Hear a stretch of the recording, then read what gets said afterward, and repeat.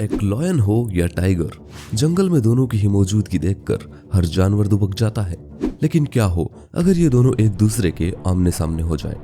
एक तरफ जंगल का राजा शेर और दूसरी तरफ खूंखार टाइगर। ऐसे में बात जंगल के राजा शेर की बादशाहत पर बन सकती है, क्योंकि जहां लॉयन 6 से 7 फीट लंबा होता है, वहीं टाइगर 10 फीट तक लंबा हो सकता है।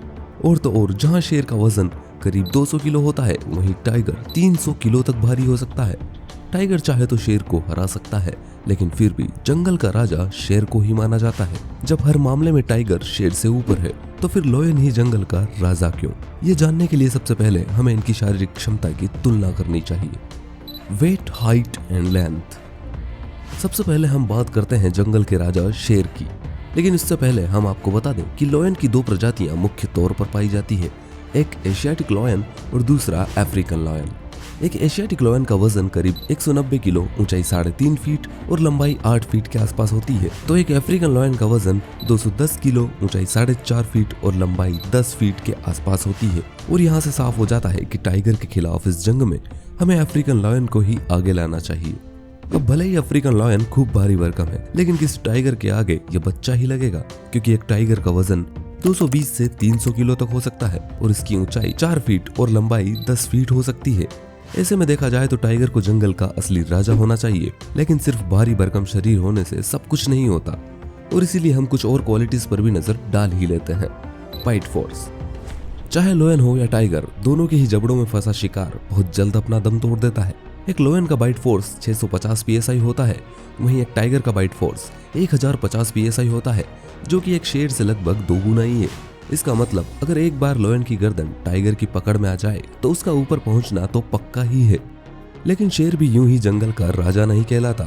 शेर की गर्दन पर घने बाल होते हैं, जो एक शेर को दिखने में तो खूंखार बनाते ही हैं, उसकी गर्दन को भी सुरक्षा प्रदान करते हैं। अगर टाइगर चाहे भी तो इन बालों के होते हुए शेर की गर्दन पर पकड़ नहीं बना सकता।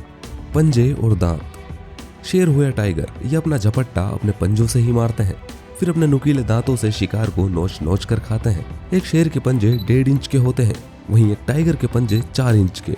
ऐसे में शेर की चमड़ी का उधड़ना तो पक्का ही है।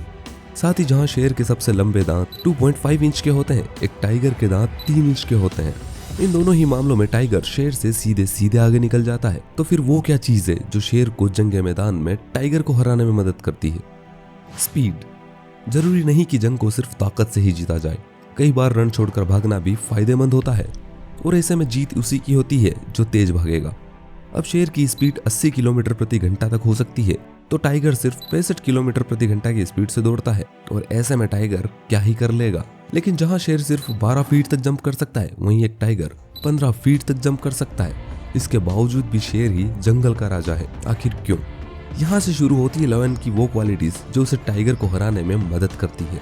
सबसे पहले बात करते हैं रॉ यानी कि दहाड़ की।